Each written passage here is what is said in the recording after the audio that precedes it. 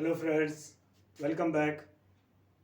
Our today's topic is maturity, जिसको हिंदी में बोलें तो सियाना होना। आमतौर पे हम मम्मी डैडी बोल देते हैं तुम सियाना कब होगा। ओके, इंग्लिश में बोलते हैं when will you grow up. दोस्त लोग ही आपस में बोल देते हैं। तो क्या होता है मैच्योर होना?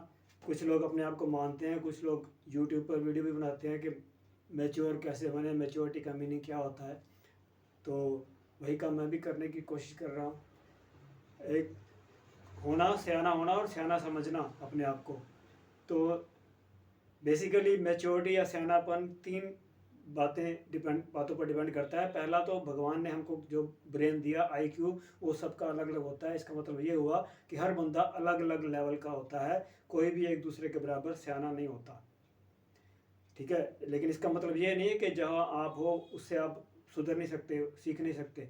वो भी बहुत एंडलेस है। यू कैन जितना चाहो आप उतना सियाना बन सकते हो। लेकिन ये बेसिकली बता रहा हूँ जो बचपन से मिला, और ये कारण रहता है, हमेशा रहता है, पूरी ज़िंदगी रहेगा ये वाला कारण कि जो आपको मिला भगवान ने दिया। पहली बात ये।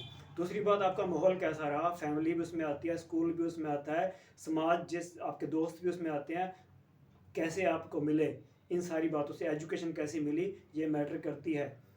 देख लो आप इसको मना नहीं कर सकते, you can not deny this. इन सारी बातों से फ़र्क पड़ता है। परिवार से भी, जिसके माता पिता कैसे थे, और एकल परिवार, न्यूक्लियर फैमिली वर्सेस संयुक्त परिवार, जॉइंट फैमिली वाले जल्दी और ज़्यादा मैच्योर होते हैं। और इकोनॉमिकल लेवल भी, गरीब लोग इतने जल्दी सियाने नहीं होते। लेकिन इसमें थोड़ा कन्फ्लिक्ट भी है, थोड़ा सा वो है कंट्रोवर्सी के।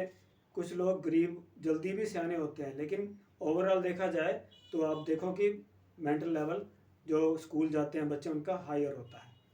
तो तीसरी बात कि अपने लाइफ से आपने क्या सीखा, तीसरा ये कारण है। इस पर भी डिपेंड करती है हमारी मैच्योरिटी। हमने अपनी लाइफ से क्या सीखा, हमने कितनी कोशिशें की कि क्या क्या काम करके क्या क्या ठोकरें खाई। कुछ लोग अपनी ठोकरों से सीखते हैं, कुछ लोग दूसरों की ठोकरों से सीखते हैं। जैसे चाणक्य बोलते हैं ना कि अपने आप हर चीज़ सीखने की कोशिश करोगे तो सारी ज़िंदगी छोटी पड़ जाएगी। आपकी ज़िंदगी इतना कुछ है लाइफ में, तो दूसरों से भी सीखना चाहिए, दूसरों के एक्सपीरियंस से भी सीखना चाहिए। तो बुक्स भी उसमें उसी में आती हैं। तो पढ़ना लिखना एक एजुकेशन है, वो भी एक कन्फ्लिक्ट है, वो भी एक कंट्रोवर्शियल टॉपिक है कि एजुकेशन से भी, वो भी दो तरह की होती है। एक एजुकेशन होती है जो हम सिर्फ एग्ज़ाम देने के लिए पढ़ते हैं, ये मैं अक्सर डिस्कस करता हूँ, और बहुत सारे थिंकर्स ने भी, मूवीज़ भी बनी है इस पर, कि सिर्फ पढ़ाई करना एग्ज़ाम के लिए, वो एजुकेशन नहीं होती। जैसे बोलते हैं ना, एक पॉपुलर सेइंग भी है इंग्लिश में कि education starts when we forget about our school education, when we forget about what we have learned in our schools. तो वो उसके बाद शुरू होती है, जो किताबों के बाद असली एजुकेशन, ऐसा भी बोलते हैं। तो ऐसा कोई, इसमें ऐसा भी नहीं है कि किताबें बेकार हैं, किताबों में बहुत कुछ है। तो ये कहने की बात है, सिर्फ किताबों में नहीं है सब कुछ होता है, लेकिन किताबों में भी बहुत कुछ है। ओके, लाइफ से भी सीखना होता है। ये सारी बातें मैच्योरिटी में आती हैं।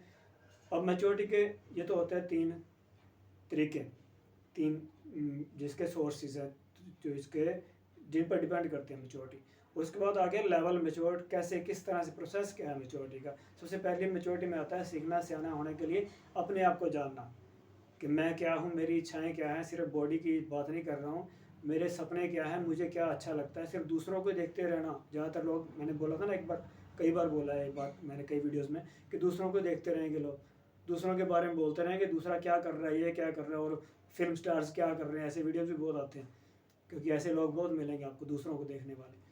तो दूसरों के देखते रहेंगे, अपने आप को जानते नहीं है। पिछले वीडियो में मैंने बोला था कि नो दाई सेल्फ, अपने आप को भी हमें पता ही नहीं होता कि मैं क्या हूँ, मेरी क्या इच्छाएं हैं, मैं किस लिए हूँ। अपनी इच्छाएं, विशेज़, और अपना लाइफ के बारे में, मेरी लाइफ कैसी होनी चाहिए।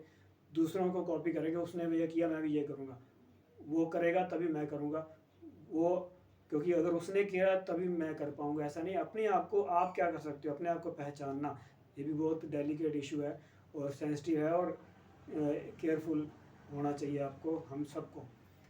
और हमें पता ही नहीं होता, फिर बाद में बड़ी देर बाद पता चलता है कि अरे मैं तो गलत रास्ते पर चल रहा था। तो अपने आप को अपने अपने आप का ही पता नहीं चलता हमें। We are not able to understand even ourselves. तो अपने आप को जानना पहला स्टेप है। दूसरा, दुनिया को जानना, दुनिया परिवार को, दूसरों के बारे में, दूसरों का ध्यान रखना, दूसरे को क्या अच्छा लगता है क्या बुरा है, दूसरे क्या बोल रहे हैं, ऐसा नहीं कि हर जो बोल रहा है उसके पीछे लग जाना दूसरों की बातें। तो ये भी मैच्योरिटी का लेवल है, पता चलता है। जो मैच्योर नहीं होते वो दूसरे की बातें में जल्दी जैसा दूसरे बोलेंगे उनके पीछे लग जाएंगे, उनकी मानते चले जाएंगे, अपना माइंड नहीं यूज़ करते। ये भी मैं कई बार डिस्कस कर चुका हूँ।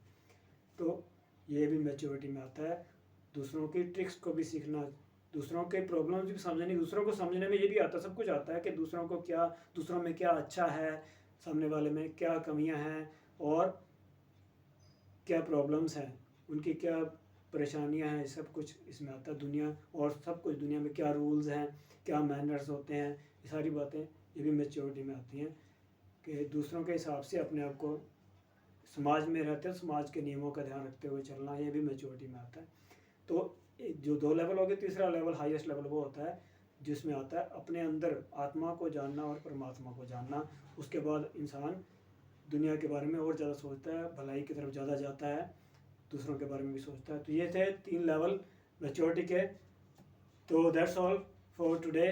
Tell me in your comments what you feel about it, what are your views, and if you want me to take up any topic you can tell me. I am your friend, let us discuss, let us go on with this discussion. So see you again very soon, bye bye.